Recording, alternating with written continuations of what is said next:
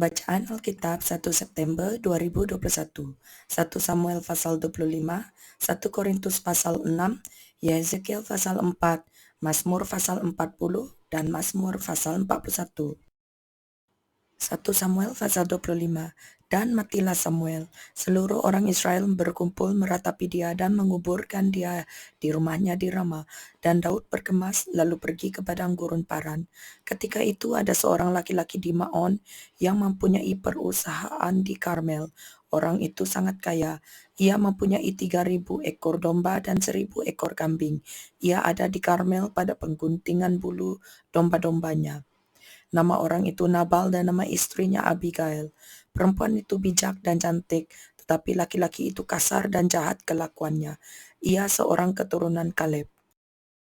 Ketika didengar Daud di padang gurun bahwa Nabal sedang menggunting bulu domba-dombanya, maka Daud menyuruh 10 orang dan kepada orang-orang itu Daud berkata, "Pergilah ke Karmel dan temuilah Nabal.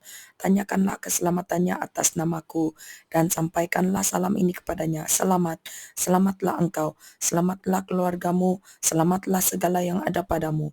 Baru-baru ini aku mendengar bahwa engkau mengadakan pengguntingan bulu domba. Adapun gembala-gembalamu yang ada dengan kami, tidak kami ganggu dan tidak ada sesuatu yang hilang daripada mereka selama mereka ada di Karmel. Tanyakanlah kepada orang-orangmu, mereka tentu akan memberitahukan kepadamu. Sebab itu biarlah orang-orang ini mendapat belas kasihanmu. Bukankah kami ini datang pada hari raya? Berikanlah kepada hamba-hambamu ini dan kepada anakmu Daud apa yang ada padamu." Ketika orang-orang Daud sampai ke sana, berkatalah mereka kepada Nabal atas nama Daud, tepat seperti yang dikatakan kepada mereka. Kemudian mereka menanti. Tetapi Nabal menjawab anak buah Daud itu. Katanya, "Siapakah Daud? Siapakah anak Isai itu? Pada waktu sekarang ini ada banyak hamba-hamba yang lari dari tuannya. Masakan aku mengambil rotiku, air minumku, dan hewan bantaian yang kubantai bagi orang-orang pengguntingku untuk memberikannya kepada orang-orang yang aku tidak tahu dari mana mereka datang?" Lalu orang-orang Daud itu berbalik pulang, dan setelah sampai, mereka memberitahukan kepadanya tepat seperti yang dikatakan kepada mereka. Kemudian berkatalah Daud kepada orang-orangnya, "Kamu masing-masing sandanglah pedang." Lalu mereka masing-masing menyandang pedangnya. Daud sendiri pun menyandang pedangnya. Sesudah itu kira-kira 400 orang maju mengikuti Daud, sedang 200 orang tinggal menjaga barang-barang. Tetapi kepada Abigail, istri Nabal, telah diberitahukan oleh salah seorang bujangnya, katanya, "Ketahuilah Daud menyuruh orang dari padang gurun untuk memberi salam kepada tuan kita, tetapi ia memaki-maki mereka. Padahal orang-orang itu sangat baik kepada kami. Mereka tidak mengganggu kami, dan kami tidak kehilangan apa-apa selama kami lalu lalang di dekat mereka ketika kami ada di ladang. Mereka seperti pagar tembok sekeliling kami siang malam selama kami menggembalakan domba-domba di dekat mereka. Oleh sebab itu, pikirkanlah dan pertimbangkanlah apa yang harus kau perbuat, sebab telah diputuskan bahwa celaka akan didatangkan kepada Tuhan kita dan kepada seisi rumahnya, dan ia seorang yang dursila, sehingga orang tidak dapat berbicara dengan dia. Lalu segeralah Abigail mengambil 200 roti, 2 buyung anggur, 5 domba yang telah diolah, 5 sukat berti gandum, 100 buah kue kismis, dan 200 kue ara. Dibuatnyalah semuanya ke atas keledai, lalu berkata kepada bujang-bujangnya, "Berjalanlah mendahului aku segera menyusul kamu." Tetapi Nabal suaminya tidaklah diberitahunya. Ketika perempuan itu dengan menunggang keledainya turun dengan terlindung oleh gunung, tampaklah Daud dan orang-orangnya turun ke arahnya, dan perempuan itu bertemu dengan mereka. Daud tadinya telah berkata, "Sia-sialah aku melindungi segala kepunyaan orang ini di padang gurun, sehingga tidak ada sesuatu pun yang hilang dari segala kepunyaannya. Ia membalas kebaikanku dengan kejahatan. Beginilah kiranya Yahweh menghukum Daud. Bahkan lebih daripada itu, jika kutinggalkan hidup sampai pagi, seorang laki-laki saja pun dari semua yang ada padanya." Ketika Abigail melihat Daud, segera ia turun dari atas keledainya, lalu sujud menyembah di depan Daud dengan mukanya sampai ke tanah. Ia sujud pada kaki Daud serta berkata, "Aku sajalah ya Tuanku yang menanggung kesalahan itu. Izinkanlah hambamu ini berbicara kepadamu dan dengarkanlah perkataan hambamu ini. Janganlah kiranya tuanku mengindahkan Nabal, orang yang dursila itu, sebab seperti namanya demikianlah ia, Nabal namanya dan bebal orangnya. Tetapi aku hambamu ini tidak melihat orang-orang yang tuanku suruh. Oleh sebab itu, tuanku, demi Tuhan yang hidup dan demi hidupmu yang dicegah Tuhan daripada melakukan hutang darah dan daripada bertindak sendiri dalam mencari keadilan, biarlah menjadi sama seperti Nabal musuhmu dan orang yang bermaksud jahat terhadap tuanku. Oleh sebab itu, pemberian yang dibawa kepada tuanku oleh budakmu ini, biarlah diberikan kepada orang-orang yang mengikuti tuanku.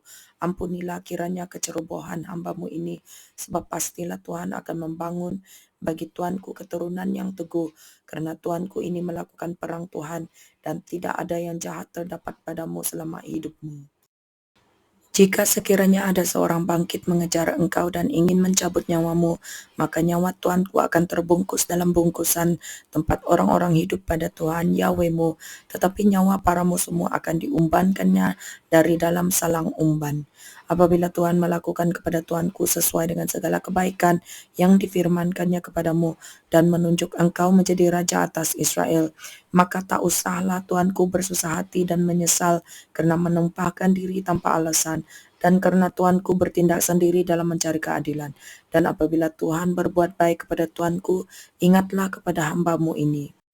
Lalu berkatalah Daud kepada Abigail, "Terpujilah Tuhan, Yahweh Israel yang mengutus engkau menemui aku pada hari ini. Terpujilah kebijakanmu dan terpujilah engkau sendiri bahwa engkau pada hari ini menahan aku daripada melakukan hutang darah dan daripada bertindak sendiri dalam mencari keadilan. Tetapi demi Tuhan Yahweh Israel yang hidup, yang mencegah aku daripada berbuat jahat kepadamu, jika engkau tadinya tidak segera datang menemui aku, pasti tidak akan ada seorang laki-laki pun tinggal hidup pada Nabal sampai fajar menyingsing." Lalu Daud menerima dari perempuan itu apa yang dibawanya untuk dia dan berkata kepadanya, "Pulanglah dengan selamat ke rumahmu, lihatlah aku mendengarkan perkataanmu dan menerima permintaanmu dengan baik." Sampailah Abigail kepada Nabal dan tampaklah Nabal mengadakan perjamuan di rumahnya seperti perjamuan raja-raja. Nabal riang gembira dan mabuk sekali. Sebab itu tidaklah diceritakan perempuan itu sepatah kata pun kepadanya sampai fajar menyingsing. Tetapi pada waktu pagi ketika sudah hilang mabuk Nabal itu, diceritakanlah kepadanya oleh istrinya segala perkara itu. Lalu terhentilah jantungnya dalam dada dan ia membatu. Dan kira-kira 10 hari sesudah itu Tuhan memukul Nabal sehingga ia mati. Ketika didengar Daud bahwa Nabal telah mati, berkatalah ia, "Terpujilah Tuhan yang membela aku dalam perkara penghinaan Nabal terhadap aku, dan yang mencegah hambanya daripada berbuat jahat. Tuhan telah membalikan kejahatan Nabal ke atas kepalanya sendiri." Kemudian Daud menyuruh orang untuk berbicara dengan Abigail tentang mengambil dia menjadi istrinya. Para hamba Daud datang kepada Abigail di Karmel dan berkata kepadanya demikian, "Daud menyuruh kami kepadamu untuk mengambil engkau menjadi istrinya." Lalu bangkitlah perempuan itu berdiri, sujudlah ia menyembah dengan mukanya ke tanah sambil berkata, "Sesungguhnya hambamu ini ingin menjadi budak yang membasuh kaki para hamba tuanku itu." Kemudian berkemaslah Abigail dengan segera. Ia menunggang keledainya dengan diiringi 5 orang pelayan perempuan. Ia mengikuti suruhan Daud itu dan menjadi istri Daud. Juga Ahinoam dari Yezreel telah diambil Daud menjadi istrinya. Kedua perempuan itu menjadi istrinya. Tetapi Saul telah memberikan Mikal, anaknya perempuan istri Daud, kepada Palti bin Lais yang dari Galim itu. 1 Korintus pasal 6. Apakah ada seorang di antara kamu yang jika berselisih dengan orang lain berani mencari keadilan pada orang-orang yang tidak benar dan bukan pada orang-orang kudus? Atau tidak tahukah kamu bahwa orang-orang kudus akan menghakimi dunia, dan jika penghakiman dunia berada dalam tangan kamu, tidakkah kamu sanggup untuk mengurus perkara-perkara yang tidak berarti? Tidak tahukah kamu bahwa kita akan menghakimi malaikat-malaikat? Jadi apalagi perkara-perkara biasa dalam hidup kita sehari-hari. Sekalipun demikian, jika kamu harus mengurus perkara-perkara biasa, kamu menyerahkan urusan itu kepada mereka yang tidak berarti dalam jemaat? Hal ini kukatakan untuk memalukan kamu. Tidak adakah seorang di antara kamu yang berhikmat, yang dapat mengurus perkara-perkara dari saudara-saudaranya? Adakah saudara yang satu mencari keadilan terhadap saudara yang lain, dan justru pada orang-orang yang tidak percaya? Adanya saja perkara di antara kamu yang seorang terhadap yang lain telah merupakan kekalahan bagi kamu. Mengapa kamu tidak lebih suka menderita ketidakadilan? Mengapakah kamu tidak lebih suka dirugikan? Tetapi kamu sendiri melakukan ketidakadilan dan kamu sendiri mendatangkan kerugian. Dan hal itu kamu buat terhadap saudara-saudaramu. Atau tidak tahukah kamu bahwa orang-orang yang tidak adil tidak akan mendapat bagian dalam kerajaan Yahweh? Janganlah sesat. Orang cabul, penyembah berhala, orang berzina, banci, orang pemburit, pencuri, orang kikir, pemabuk, pemfitnah, dan penipu tidak akan mendapat bagian dalam kerajaan Yahweh. Dan beberapa orang di antara kamu demikianlah dahulu. Tetapi kamu telah memberi dirimu disucikan, kamu telah dikuduskan, kamu telah dibenarkan dalam nama Tuhan Yesus Kristus dan dalam roh Yahweh kita. Segala sesuatu halal bagiku, tetapi bukan semuanya berguna. Segala sesuatu halal bagiku, tetapi aku tidak membiarkan diriku diperhamba oleh suatu apapun. Makanan adalah untuk perut dan perut untuk makanan, tetapi kedua-duanya akan dibinasakan Yahweh. Tetapi tubuh bukanlah untuk percabulan, melainkan untuk Tuhan dan Tuhan untuk tubuh. Yahweh yang membangkitkan Tuhan akan membangkitkan kita juga oleh kuasa-Nya. Tidak tahukah kamu bahwa tubuhmu adalah anggota Kristus? Akan kuambilkah anggota Kristus untuk menyerahkannya kepada percabulan? Sekali-kali tidak. Atau tidak tahukah kamu bahwa siapa yang mengikatkan dirinya pada perempuan cabul menjadi satu tubuh dengan dia? Sebab demikianlah kata Nas, keduanya akan menjadi satu daging. Tetapi siapa yang mengikatkan dirinya pada Tuhan menjadi satu roh dengan Dia. Jauhkanlah dirimu dari percabulan. Setiap dosa lain yang dilakukan manusia terjadi di luar dirinya, tetapi orang yang melakukan percabulan berdosa terhadap dirinya sendiri. Atau tidak tahukah kamu bahwa tubuhmu adalah bait Roh Kudus yang diam di dalam kamu, Roh Kudus yang kamu peroleh dari Yahweh, dan bahwa kamu bukan milik kamu sendiri, sebab kamu telah dibeli dan harganya telah lunas dibayar. Karena itu muliakanlah Yahweh dengan tubuhmu. Yeskiel pasal 4. Engkau anak manusia, ambillah sebuah batu bata, letakkan di hadapanmu dan ukirlah di atasnya sebuah kota, yaitu Yerusalem. Ukirlah kota itu dalam keadaan terkepung, dirikan sebuah benteng pengepungan, timbun pula tanah menjadi tembok pengepungan, tempatkan perkemahan tentera, dan susun alat-alat pendobrak sekeliling kota itu. Lalu ambillah sebidang besi, dan dirikanlah itu di antaramu dengan kota itu menjadi dinding besi. Kemudian tujukanlah wajahmu ke arah kota itu, sehingga kota itu dalam keadaan terkepung, dan engkaulah yang mengepung dia. Inilah menjadi lambang bagi kaum Israel. Berbaringlah engkau pada sisi kirimu dan aku akan menanggungkan hukuman kaum Israel atasmu. Berapa hari engkau berbaring demikian, selama itulah engkau menanggung hukuman mereka. Beginilah aku tentukan bagimu berapa tahun hukuman kaum Israel, sekian harilah engkau menanggung hukuman mereka, yaitu 390 hari. Kalau engkau sudah mengakhiri waktu ini, berbaringlah engkau untuk kedua kalinya, tetapi pada sisi kananmu dan tanggunglah hukuman kaum Yahuda 40 hari lamanya. Aku menentukan bagimu suatu hari untuk 1 tahun. Tujukanlah wajahmu kepada pengepungan Yerusalem dan kepalkanlah tinjumu kepadanya dan bernubuatlah melawan kota itu. Lihat, aku akan mengikat engkau dengan tali sehingga engkau tidak dapat berbalik dari sisi yang satu ke sisi yang lain sampai engkau mengakhiri waktu pengepunganmu itu. Selanjutnya ambillah gandum, jelai, kacang merah besar, kacang merah kecil, jawan dan sekoi dan taruhlah dalam satu periuk dan masaklah itu menjadi roti bagimu. Itulah makananmu selama engkau berbaring pada sisimu, yaitu 390 hari. Dan makananmu yang harus kau makan akan ditentukan timbangannya, yakni 20 shikal 1 hari. Makanlah itu pada waktu-waktu tertentu. Air minum pun bagimu akan ditentukan, 1/6 hin banyaknya. Minumlah itu pada waktu-waktu tertentu. Makanlah roti itu seperti roti jelai yang bundar, dan engkau harus membakarnya di atas kotoran manusia yang sudah kering di hadapan mereka. Selanjutnya Tuhan berfirman, Aku akan membuang orang Israel ke tengah-tengah bangsa-bangsa dan demikianlah mereka akan memakan rotinya najis di sana. Maka aku jawab, aduh Tuhan Yahweh, sesungguhnya aku tak pernah dinajiskan dan dari masa mudaku sampai sekarang tak pernah aku makan bangkai atau sisa mangsa binatang buas. Lagi pula tak pernah masuk ke mulutku ini daging yang sudah basi. Lalu firman-Nya kepadaku, "Lihat, kalau begitu aku mengizinkan engkau memakai kotoran lembu, ganti kotoran manusia, dan bakarlah rotimu di atasnya." Sesudah itu ia berfirman kepadaku, "Hai anak manusia, sesungguhnya aku akan memusnahkan persediaan makanan di Yerusalem, dan mereka akan memakan roti yang tertentu timbangannya dengan hati yang cemas. Juga mereka akan meminum air dalam ukuran terbatas dengan hati yang gundah gulana. Dengan maksud supaya mereka kekurangan makanan dan minuman dan mereka semuanya menjadi gundah gulana, sehingga mereka hancur di dalam hukumannya." Mazmur pasal 40. Untuk pemimpin biduan, Mazmur Daud.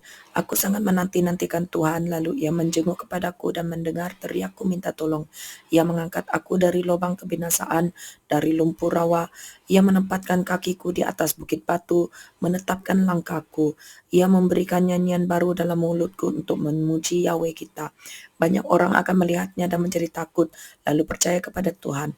Berbahagialah orang yang menaruh kepercayaannya pada Tuhan, yang tidak berpaling kepada orang-orang yang angkuh atau kepada orang-orang yang telah menyimpang kepada kebohongan. Banyaklah yang telah kau lakukannya Tuhan Yahwehku, perbuatanmu yang ajaib dan maksudmu untuk kami. Tidak ada yang dapat disejajarkan dengan engkau. Aku mau memberitakan dan mengatakannya, tetapi terlalu besar jumlahnya untuk dihitung. Engkau tidak berkenan kepada korban sembelihan dan korban sajian, tetapi engkau telah membuka telingaku. Korban bakaran dan korban penghapus dosa tidak engkau tuntut. Lalu aku berkata, sungguh aku datang. Dalam gulungan kitab ada tertulis tentang aku. Aku suka melakukan kehendakmu, ya Yahwehku. Tauratmu ada dalam dadaku. Aku mengabarkan keadilan dalam jemaah yang besar, bahkan tidak kutahan bibirku. Engkau juga yang tahu, ya Tuhan. Keadilan tidaklah sembunyikan dalam hatiku. Kesetiaanmu dan keselamatan daripadamu bicarakan. Kasihmu dan kebenaranmu tidak kudiamkan kepada jemaah yang besar. Engkau, Tuhan, janganlah menahan rahmatmu daripadaku. Kasihmu dan kebenaranmu kiranya menjaga aku selalu. Sebab malapetaka mengepung aku sampai tidak terbilang banyaknya. Aku telah terkejar oleh kesalahanku, sehingga aku tidak sanggup melihatnya. Lebih besar jumlahnya dari rambut di kepalaku, sehingga hatiku menyerah. Berkenanlah kiranya Engkau, ya Tuhan, untuk melepaskan aku. Tuhan, segeralah menolong aku. Biarlah mendapat malu dan tersipu-sipu mereka semua yang ingin mencabut nyawaku. Biarlah mundur dan kena noda mereka yang mengingini kecelakaanku. Biarlah terdiam karena malu mereka yang mengatai aku. Syukur, syukur. Biarlah bergembira dan bersukacita karena Engkau, semua orang yang mencari Engkau. Biarlah mereka yang mencintai keselamatan daripadamu tetap berkata, Tuhan itu besar. Aku ini sengsara dan miskin, tetapi Tuhan memperhatikan aku. Engkaulah yang menolong aku dan meluputkan aku. Ya Yahwehku, janganlah berlambat. Mazmur pasal 41. Untuk pemimpin biduan, Mazmur Daud. Berbahagialah orang yang memperhatikan orang lemah. Tuhan akan meluputkan dia pada waktu celaka. Tuhan akan melindungi dia dan memelihara nyawanya, sehingga ia disebut berbahagia di bumi. Engkau takkan membiarkan dia dipermainkan musuhnya. Tuhan membantu dia di ranjangnya waktu sakit. Di tempat tidurnya kau pulihkannya sama sekali dari sakitnya. Kalau aku, kataku, Tuhan kasihanilah aku, sembuhkanlah aku, sebab terhadap Engkaulah aku berdosa. Musuhku mengatakan yang jahat tentang aku, bilakah ia mati dan namanya hilang lenyap? Orang yang datang menjenguk berkata dusta, hatinya penuh kejahatan, lalu ia keluar menceritakannya di jalan. Semua orang yang benci kepadaku berbisik-bisik bersama-sama tentang aku. Mereka merancangkan yang jahat terhadap aku. Penyakit jahanam telah menimpa dia. Sekali ia berbaring takkan bangun-bangun lagi. Bahkan sahabat karibku yang kupercayai, yang makan rotiku, telah mengangkat tumitnya terhadap aku. Tetapi Engkau, ya Tuhan, kasihanilah aku dan tegakkanlah aku, maka aku hendak mengadakan pembalasan terhadap mereka. Dengan demikian aku tahu bahwa Engkau berkenan kepadaku apabila musuhku tidak bersorak-sorai karena aku. Tetapi Engkau menopang aku karena ketulusanku, Engkau membuat aku tegak di hadapanmu untuk selama-lamanya. Terpujilah Tuhan Yahweh Israel dari selama-lamanya sampai selama-lamanya. Amin, ya amin.